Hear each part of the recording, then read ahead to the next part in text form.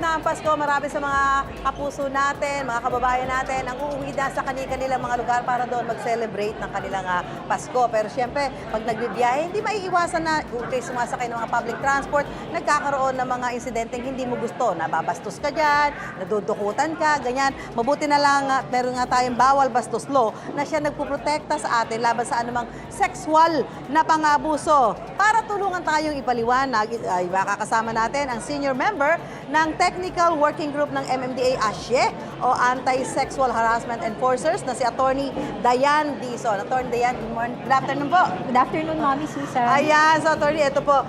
Unang tanong, ito nga sinasabi yung bawal bastos law. Paano nito natutulungan yung mga kababayan natin na sumasakay sa mga public transportation? Bali po ang Republic Act 11313 o Safe Spaces Act or mas kilala po bilang Bawal Bastos Law ay naglalayo na tulungan yung mga ating mananakay na maprotektahan pagdating sa sexual harassment sa mga pampublikong lugar. Isa po sa mga dinefine ng batas na pampublikong lugar ay ang ating PUVs, PUBs.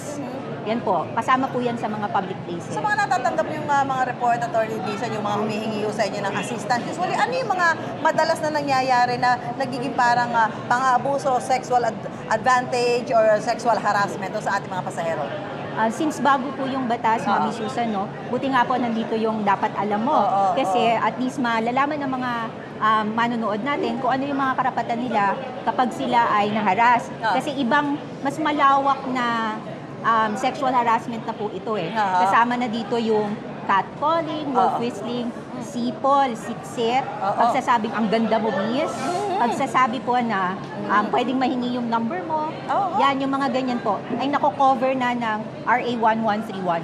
Dito sa PITX, alam naman natin, dito yung mga pasahero na umuwi sa mga medyo malalayo pa lugar. Siyempre, pagka ganun malayo ang biyahe, mas medyo prone sa mga ganyang klase ng pang-abuso. Halimbawa po, ang isang pasahero ay nakaranas ng ganyang mga pag-haras ng mga kapwa nila pasahero. Ano ang una nilang dapat gawin, Attorney? Ang una po nilang pwedeng gawin ay magsumbong sa driver o kaya po dun sa konduktor. Kasi sila po yung mga maaaring magresponde.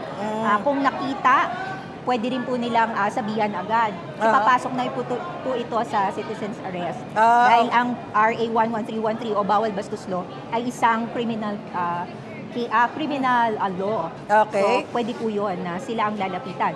Kung makakita naman po ng MMDA enforcer, maaaring din po silang magsumbong doon. Dahil sa batas na to, ang MMDA enforcer ay isa na pong ASYE or Anti-Sexual Harassment Enforcer. Yan ako, maraming salamat po, Attorney Diane Dizon. At yan ho'y napakalaking tulong para sa mga kababayan natin na sumasakay sa mga papublikong transportasyon para alam nyo ang gagawin kung sakasakali na makakaranas kayo ng sexual harassment sa mga kasabay ninyong pasahero. Maraming salamat po, Attorney Diane Dizon. Magandang gabi po sa inyo. Magandang gabi din po. Thank you so much po.